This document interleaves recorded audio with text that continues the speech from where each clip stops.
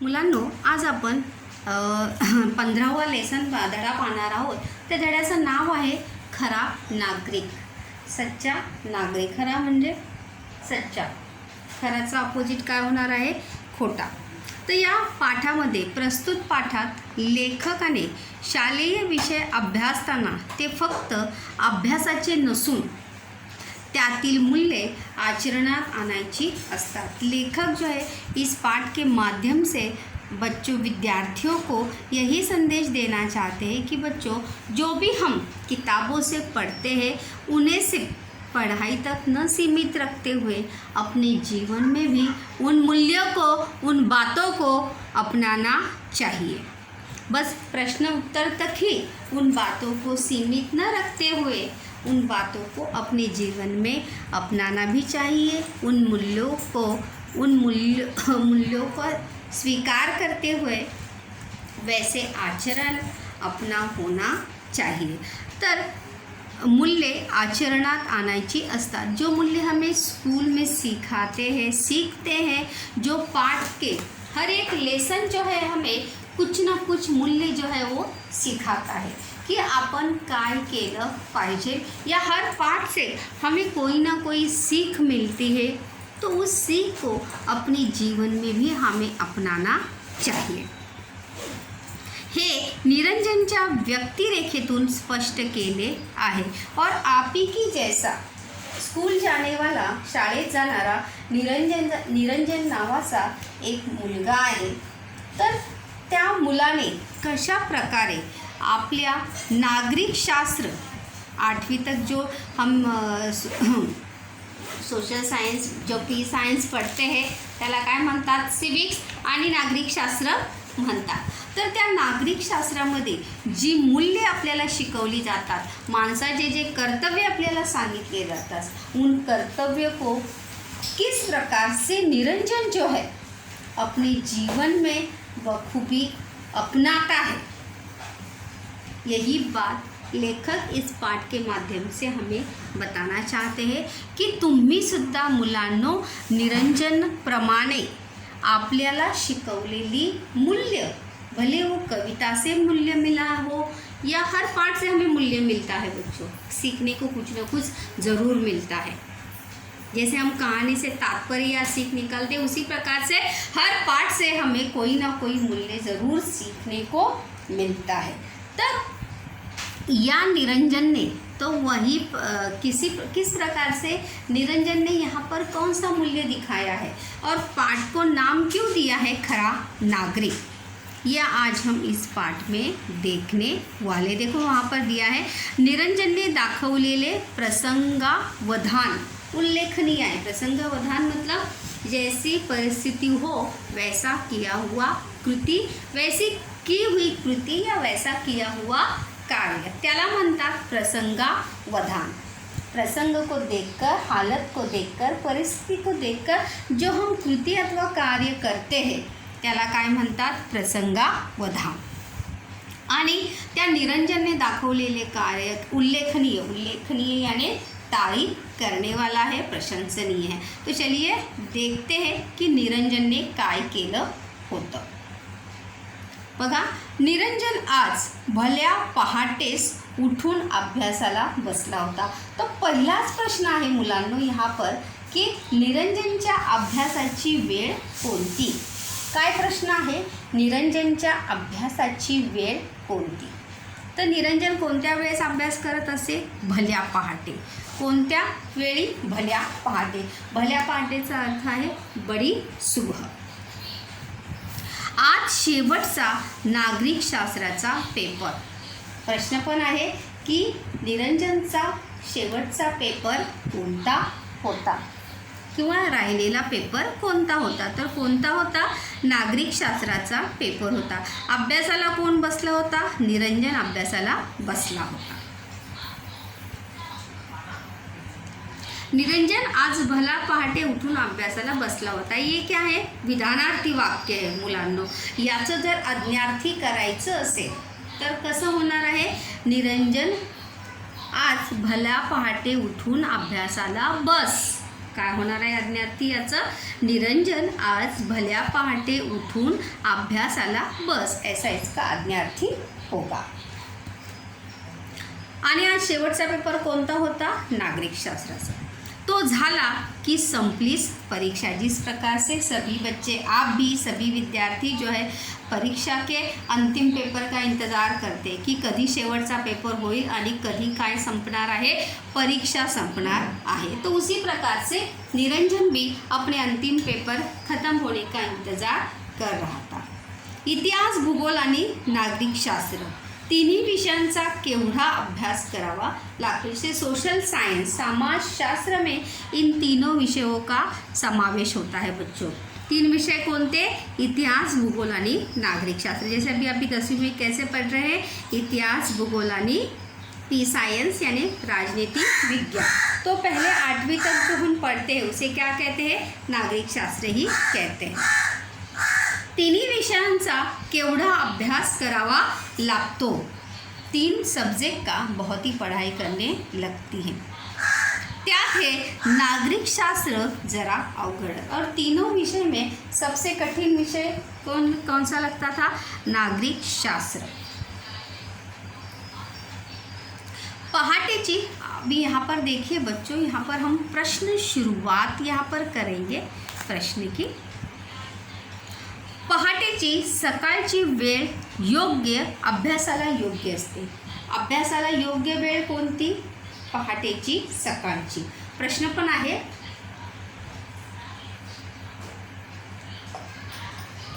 की अभ्यासाची योग्य वेळ कोणती? तर कोणती वेळ आहे अभ्यासाची? पहाटेची. हा भडसावळे गुरुजींनी दिलेला सल्ला अगदी योग्य होता. कोणी सांगितलेलं? उनके निरंजन के गुरुजी का सर का नाम याद रखिए, भड़सावले गुरुजी. कारण देखो, अभी उस कारण के 6 उत्तर आहे. प्रभाव तक्ता पूर्ण करा मध्ये प्रश्न आहे की भडसावळे गुरुजींच्या मते सकाळची वेळ अभ्यासाला योग्य असते. कारण त्याचं आहे बघा, पहिलं उत्तर आहे त्याचं, सकाळच्या टवटवीत आणि प्रसन्न वातावरणात अभ्यास खूप छान होतो. हे त्याचं पहिलं उत्तर आहे. कोणतं उत्तर आहे त्याचं? हे त्याचं पहिलं उत्तर आहे. इथून ते इथे हे त्याचं पहिलं उत्तर. त्यानंतर दुसरं उत्तर मुलांनो, शरीरही पुरेशा विश्रांतीमुळं ताजं तवानं बनलेलं असतं. क्योंकि हम रात में सुबह जब उठते हैं तो रात में हमने क्या किया होता है? विश्राम किया होता है. इसलिए शरीर या हम फिजिकल रूप से क्या होते हैं? फ्रेश हमें लगता है. विश्रांतीचा समानार्थी शब्द काय आहे? आराम. काय येणार आहे? आराम. पुरेशा म्हणजे जास्त. ताजतवाना म्हणजे फ्रेश. हे दुसरं उत्तर आहे. त्यानंतर तिसरं उत्तर बघा, प्रसन्न वातावरणामुळे मनही अभ्यासात चटकन लागू शकतं. उसका तीसरा कारण क्या है कि सुबह में वातावरण इतना प्रसन्न होता रहता है की अभ्यासामध्ये आपलं मन काय होतं? चटकन लागू शकतं. चटकन म्हणजे पटकन. हे त्याचं तिसरं उत्तर आहे.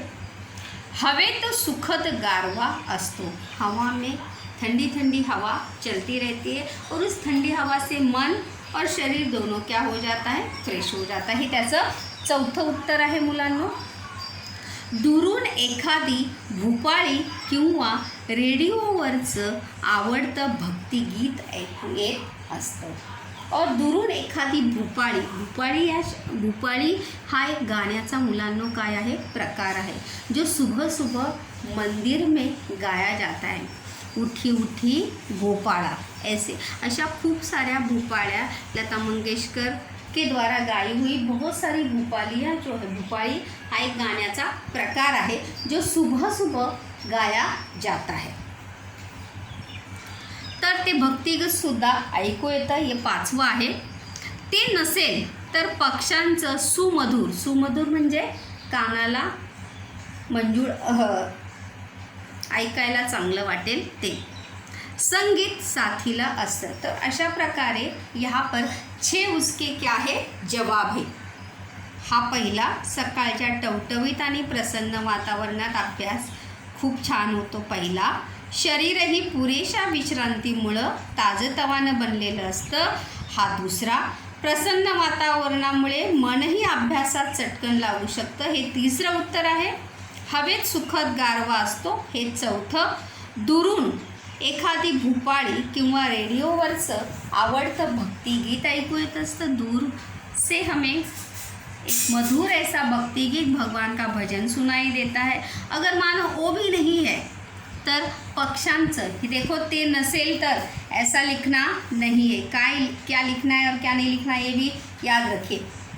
पक्ष्यांचं सुमधुर संगीत साथीला असते हे छठा उत्तर। तर अशा प्रकारे पहाटेची भडसावळे गुरुजींच्या मते सकाळची वेळ अभ्यासाला योग्य असते ही त्याची काय आहे 6 कारणं आहेत। साथचा समानार्थी शब्द काय सोबत बरोबर।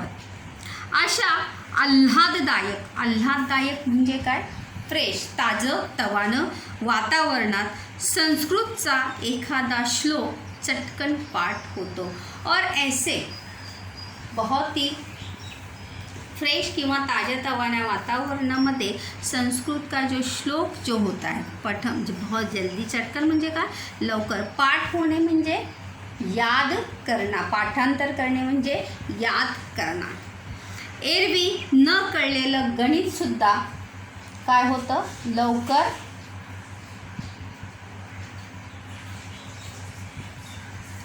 कळलेलं एरवी न कळलेलं गणित चटकन कळतं। एरवी मतलब कभी कभी मतलब जिस समय हमें गणित पढ़ाया जाता है जब हम सीखते हैं तो कभी कभी गणित का सवाल उस समय हमसे हल नहीं हो पाता है। तब अगर सुबह हम उसे हल करने बैठते हैं तो बड़ी आसानी से सहजता से वो गणित भी क्या होता है हम सॉल्व भी कर लेते हैं और हमें तुरंत समझ में भी आता है। त्याची रीत ही लक्षात राहते। रीत म्हणजे पद्धत। जैसे गणित या सवाल हल करने का क्या होता है पद्धत असते। प्रत्येक गणित सोडवण्याची काय असते वेगवेगळी पद्धत असते।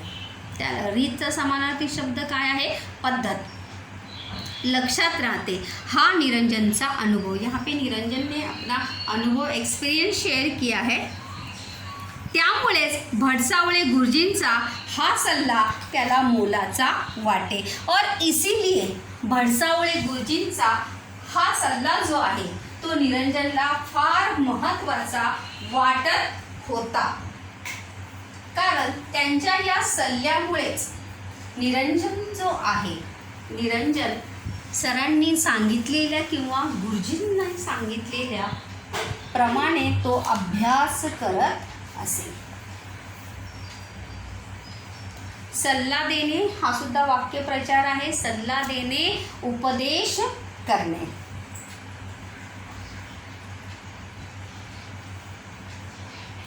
त्यामुळे भडसावळे गुरुजींचा हा सल्ला त्याला मोलाचा वाटे। मोलाचा म्हणजे महत्त्वाचा। अगर हम आगे देखेंगे तो निरंजन की परिस्थिति जो है बहुत ही गरीब थी। निरंजन काय होता आर्थिक दृष्टया उसकी परिस्थिति जो है बहुत ही गरीब थी। वो अपने गुरुजी के सहारे वो अपनी पढ़ाई जो है वो कर रहा था। नेक्स्ट पैराग्राफ आपण बघूया। निरंजनची गुरुजींवर अपार श्रद्धा होती। प्रश्न बघा श्रद्धा ठेवणे मनापासून विश्वास ठेवणे।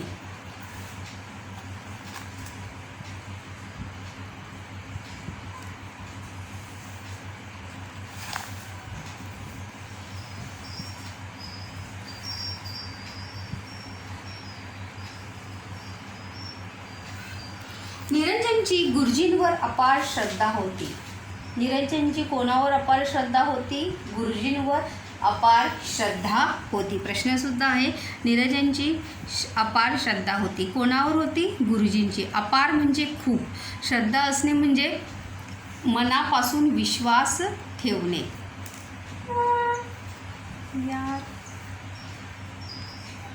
तसं गुरुजींचंही निरंजनवर खूप प्रेम होतं. जैसे निरंजन उनको मानता था उसी प्रकार से गुरुजींचं सुद्धा निरंजनवर प्रेम होतं. तो त्यांचा लाडका विद्यार्थी होता. लाडका म्हणजे प्रिय. लाडका म्हणजे काय? प्रिय विद्यार्थी. कारण तो अतिशय प्रामाणिकपणे काम करायचा. क्यों? का तो लाडका होता मुलांनो? कारण तो खूप प्रामाणिकपणे मनापासून गुरुजींनी जसं सांगितलं असेल तशा प्रकारे कामही करायचा आणि काय करायचा? अभ्यासही करायचा. देखो कारण जब लिखने के लिए आता है. प्रश्न बघा, गुरुजींचा निरंजन गुरुजींचा लाडका विद्यार्थी होता. कारण, तो कारण हम यहाँ से लिखेंगे, यहाँ से नहीं, यहाँ से. तो अतिशय प्रामाणिक काम करायचा आणि अभ्यासही. या जगात त्यांचं असं कुणी नव्हतंच. त्याचं म्हणजे कोणाचं? निरंजनचं. इस मतलब उसका कोई भी रिश्तेदार जो है वहाँ पर नहीं था. दूरदूरच्या नात्यातल्या एका मावशीच्या घरी, दूरदूरच्या नात्यातल्या मावशीच्या घरी चिपळूण शहरालगतच्या एका उपनगरात तो राहायचा. प्रश्नसुद्धा आहे बघा इथे, मावशीचं घर कोठे होतं? तो कोठे होतं मावशीचं घर? चिपळूणमध्ये. दूरची मावशी होती. सख्खी पण निरंजनची ती सख्खी मावशी होती का? नाही. निरंजनची ती सावत म्हणजे दूरची, एकदम दूर की रिश्तेदार थी वो. एका उपनगरात तो राहायचा. गावापासून दूर डोंगराच्या पायथ्याशी हे मावशीचं घर होतं. मावशीचं घर कोठे होतं? डोंगरापासून, गावापासून दूर डोंगराच्या पायथ्याशी हे मावशीचं घर होतं. बहुत ही दूर, पहाड़ों के पास नजदीक निरंजन की मौसी का घर था. आई वडील लहानपणीच वारले. निरंजन के माता पिता जो है बचपन में ही गुजर गए थे. काही दिवस मामाने संभाळ केला आणि मग कामासाठी म्हणून चिपळूणला आणलं. कुछ दिनों तक, देखो यहाँ पे निरंजन की कौटुंबिक पारिवारिक परिस्थिति के बारे में यहाँ पर बताया गया है कि कुछ वहाँ पे बचपन में ही निरंजन के माता पिता का देहांत हो जाता है और कुछ दिन तक निरंजन के मामा जो है उसको संभालते हैं, त्याचा संभाळ करतात. और लेकिन बाद में काम करने के लिए निरंजन को कहाँ लेकर आते हैं? चिपळूणला घेऊन येतात. या मावशीकडे आणून सोडलं आणि तोही मुंबईला निघून गेला, तो कायमचा. और निरंजन को वहीं पे छोड़कर वहाँ पर वो कहाँ गए? मुंबई निकल गए. जाताना मोलाचा सल्ला मात्र देऊन गेला. प्रश्नसुद्धा आहे बघा, निरंजनच्या मामाने दिलेला मोलाचा सल्ला कोणता? निरंजनच्या मामाने दिलेला मोलाचा सल्ला कोणता? बघा, रडत बसू नको. शेण गोठा वगैरे जी पडतील ती सारी कामं कर. मावशी देईल ते खा आणि इथंच राहा. मावशी तुला शाळेतही घालणार आहे. मतलब अगर रडत बसू नकोस, मतलब तुम रोना बिल्कुल भी नहीं. शेन गोटा मतलब गोबर वगैरह, वहाँ पर गाय भैंसे थी तो वो सभी का काम जो है, वो जो काम तुम्हें करने के लिए कहा जाएगा वो सब काम तुम करो. और जो खाने के लिए मौसी देगी वही तुम खाकर यहीं पे तुम्हें क्या करना है?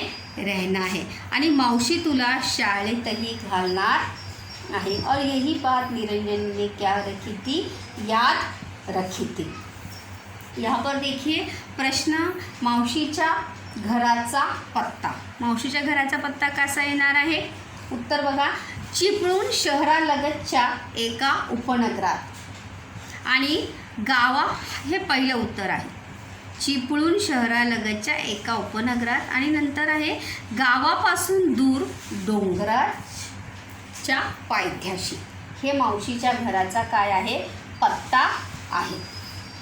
तर अशा प्रकारे निरंजनवर प्रश्न पण आहे ते बघा. तुम्हाला अभिप्रेत असलेली आदर्श विद्यार्थ्याची गुणवैशिष्ट्ये लिहा। हा सोमताचा प्रश्न आहे। तुम्हाला अभिप्रेत असलेली मतलब आपको क्या लगता है कि एक आदर्श विद्यार्थी में कौन कौन से गुण होने चाहिए, कौन कौन से क्वालिटीज़ होने चाहिए। आदर्श विद्यार्थी हा कसा असला पाहिजे, अभ्यासात हुशार असला पाहिजे। कसा असला पाहिजे, अभ्यासात हुशार असला पाहिजे। आणि अभ्यासात हुशार असल्याबरोबरच तो कसा असला पाहिजे, खेळात, सांस्कृतिक कार्यक्रमात भाग घेणारा, सगळ्यांची मदत करणारा, खोटे न बोलणारा, रोज शाळेत येणारा, रोज आपला गृहपाठ करणारा, असे हे सर्व गुण एका आदर्श विद्यार्थ्यामध्ये असले पाहिजे। मामा गेला तो पुन्हा परतला नाही, मात्र लहानगा निरंजन मावशीच्या घरी प्रामाणिकपणे काम करायचा। मामा जो है उसे इतना बोलकर वहाँ से चले गए जो फिर से लौटकर कभी भी आए नहीं, लेकिन निरंजन जो है अपने मौसी के पास रहकर प्रामाणिकता से जो काम उसे दिया गया था, करने के लिए दिया जाता था, वो काम प्रामाणिकता से वो करता था। जो खाने के लिए देते थे वो खाता था। घरातल्या सर्वांशी त्याने जमवून घेतलं आणि शाळेत नाव दाखल केलं और घर के सभी लोगों के साथ, देखो परिस्थिति हमेशा हर परिस्थिति व्यक्ति को, मनुष्य को हर परिस्थिति का सामना करना सिखाती है। तो उसी प्रकार से निरंजन ने भी अपनी उस परिस्थिति से क्या सीखा था कि मुझे अगर यहाँ पर इनके साथ रहना है तो मुझे इनके साथ मिळजुल कर ही रहना होगा। जर मी चांगला राहिलो तरच मावशी माझं काय करणार आहे, शाळेत नाव दाखल करणार आहे, मतलब तभी उसका नाम जो है कहाँ डाला जाएगा, स्कूल में दाखिल किया जाएगा। देखो जमून घेतलं मतलब भले उसे सब काम करने के लिए कहा जाता था, लेकिन उसने हार न मानते हुए उस परिस्थिति को स्वीकार किया था, उस परिस्थिति का सामना किया था। तर बघा ह्या निरंजनच्या कॅरेक्टरमधून आपल्याला काय प्रेरणा मिळते की आपणही कोणत्याही परिस्थितीवर मात करून आपण आपलं ध्येय हे गाठू शकतो। या निरंजनकडून शिकणाऱ्या ह्या गोष्टी आपल्याला निरंजनकडून या गोष्टी आपल्याला मुलांना शिकायला मिळतात कि कशा प्रकारे निरंजन ने परिस्थिति में न घबराते हुए, न डरते हुए, न रुकते हुए परिस्थिति पर मात की। मावशीची परिस्थिती यथातथाच मतलब जैसे तैसे, मतलब मावशीची सुद्धा परिस्थिती काही जास्त चांगली किंवा श्रीमंती नव्हती।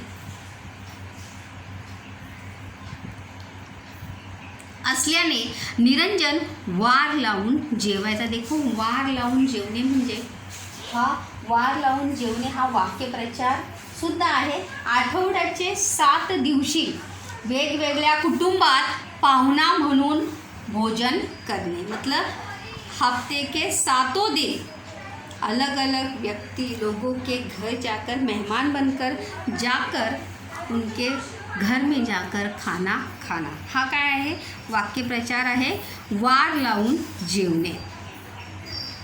पहिल्याच वर्षी त्याची अभ्यासातली प्रगती पाहून भडसावळे गुरुजींनी त्याला थोरा मोठ्यांच्या घरी वार लावून दिले और उसकी पढ़ाई में प्रगति देखकर, पढ़ाई की में तरक्की देखकर भडसावळे गुरुजी ने थोरा मोठ्यांच्या मतलब बड़े बड़े लोगों के घर, देखो वार लावून जेवणे और म्हणजे भीक मागणे ह्या दोघांमध्ये काय आहे, फरक आहे। भीक मांगने यानी उनके घर पे जाकर बाहर खड़े रहकर मांगना और खाना, और वार लावून जीवने म्हणजे उनके घर में वहाँ पर अलग अलग दिन अलग अलग लोगों के घर जाकर वहाँ पर खाना। तो बड़े लोगों के थोरा मोठ्यांच्या घरी वार लावून दिले। दररोज एकाच्या घरी दुपारी निरंजन पाहुणा म्हणून जेवायला जायचा, मग तिथून शाळेत।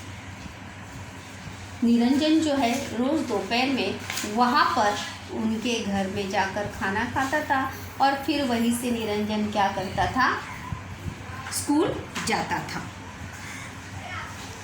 संध्याकाळी मात्र मावशीकडे जे काही मिळेल त्यावरच राहायचा और रात में मौसी के यहाँ जो खाने के लिए मिलता था वही खाकर गुजारा निरंजन करता था।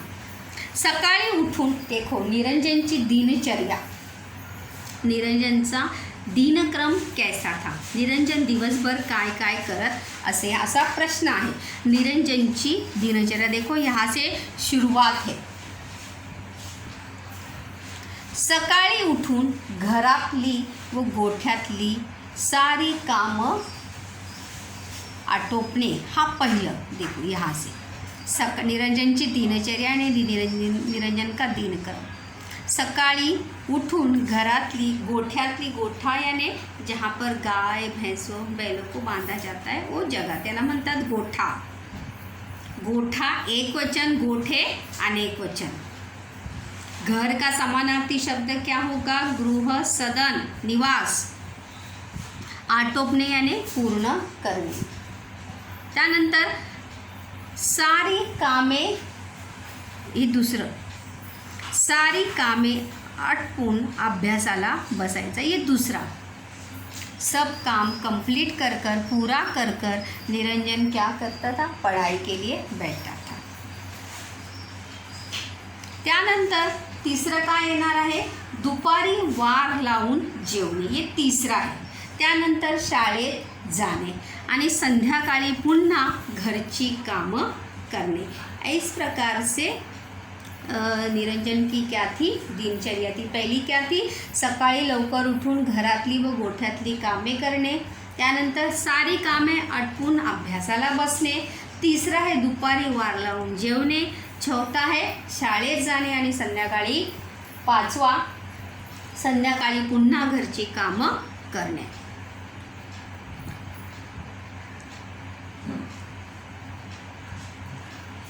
सकाळी लवकर उठून गोठ्यातली सारे कामं आटपून अभ्यासाला बसायचं, आटपून म्हणजे पूर्ण। गुरुजींवर श्रद्धा ठेवायचा, श्रद्धा ठेवणे म्हणजे खूप विश्वास ठेवणे आणि परीक्षेत पहिला नंबर पटकवायचा। पहिला नंबर पटकवणे म्हणजे पहिला नंबर काढणे, पहिला प्रथम क्रमांक उसका हमेशा परीक्षा में आता ही था। पहिला नंबर पटकावणे हा सुद्धा वाक्यप्रचार आहे, त्याचा अर्थ आहे परीक्षेत सर्वोत्तम श्रेणी मिळवणे। त्याच्या वह्या पुस्तकांचा खर्च भडसावळे गुरुजीच करायचे। उसके किताबों का, नोटबुक का खर्च जो आहे तो कोण करत असे, भडसावळे गुरुजी करत असे। प्रश्न पण आहे, वह्या पुस्तकांचा खर्च करणारे, दुसरा पण वह्या पुस्तकांचा खर्च करणारे भडसावळे गुरुजी। बघा दुसरा एक प्रश्न आहे की भडसावळे गुरुजींनी निरंजनला केलेली मदत, उसके दो उत्तर। एक क्या होगा, वह्या पुस्तकांचा खर्च, आणि दुसरा काय येणार आहे, वार लावून दिले, जेवणासाठी काय लावून दिले, वार लावून दिले।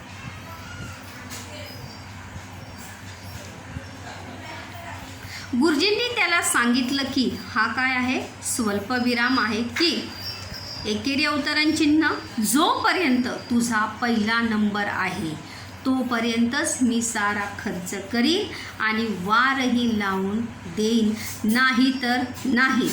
गुरुजींचं हे वाक्य लक्षात ठेवून निरंजन झटून अभ्यास करायचा।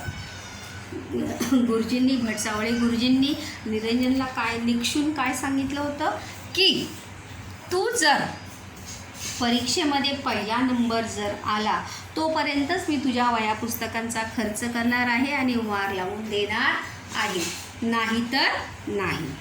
गुरुजींचं हे वाक्य लक्षात ठेवून झटून अभ्यास करणे म्हणजे चिकाटीने खूप अभ्यास करणे, जिद्दीने खूप अभ्यास करणे, जिद लगाकर। यस, मतलब उसने ठान लिया था कि मला परीक्षेत पहिला नंबर आणायचाच आहे, क्योंकि उसके पास वैसी परिस्थिति ही थी कि त्या वैसी परिस्थिति के सामने उसे ऐसा करना ही था। आपल्याला याच्यातून निरंजनचा कोणता गुण दिसून येतो, जिद्द। कौन सा गुण दिखाई देता है? प्रश्नसुद्धा येऊ शकतो मुलांनो की यामधून निरंजनचे, या पाठातून खरा नागरिक या पाठातून निरंजनचे कोणते कोणते गुण तुम्हाला दिसून आले? तो पहिला काय आहे? प्रामाणिकपणा, अभ्यास करण्याची आवड, मोठ्यांचा आदर, त्यानंतर काम करण्याची जिद्द, काम करण्याची आवड, अभ्यासाची आवड. सबसे पहले अभ्यासाची आवड याने पसंद होना जरूरी है. आज नागरिकशास्त्राचा अभ्यास करत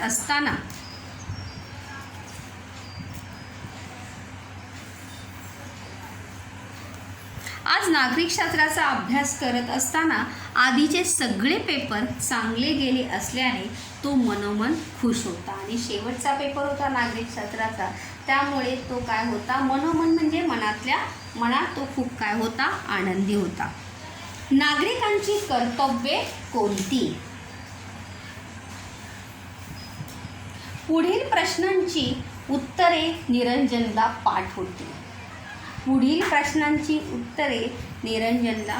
म्हणजे कोणत्या प्रश्नांची उत्तरे असा प्रश्न आहे, तर कोणत्या प्रश्नांची उत्तरे निरंजनला पाठ होती? 4 उत्तरे बघा. नागरिकांचे कर्तव्ये कोणती? नागरिकों के कर्तव्य कौन से है? उत्तम नागरिक कोणाला म्हणावे? एक अच्छा नागरिक किसे कहना चाहिए? लोकसभा म्हणजे काय? ग्रामपंचायतीचा प्रमुख कोण?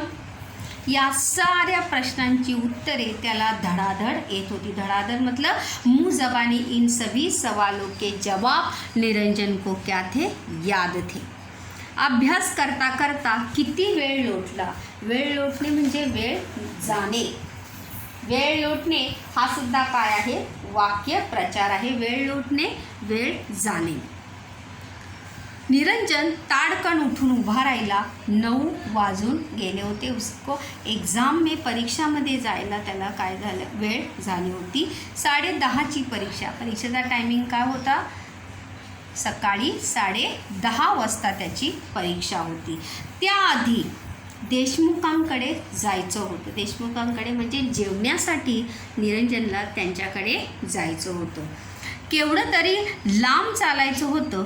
भराभर आवरून तो निघाला और वहाँ पर खाना खाने के बाद फिर उसे एग्ज़ाम देने के लिए जाना था. और जिनके पास जाना था वो भी क्या था? बहुत दूर था. खूप लांब त्याला चालत जायचं होतं. इसीलिए सब कुछ अपना पॅक कर एग्ज़ाम का सब परीक्षेचं सर्व सामान घेऊन निरंजन जो आहे देशमुखांकडे जेवण्यासाठी तिथून तो निघाला होता. तर अशा प्रकारे आपण एक पाठ खरा नागरिक या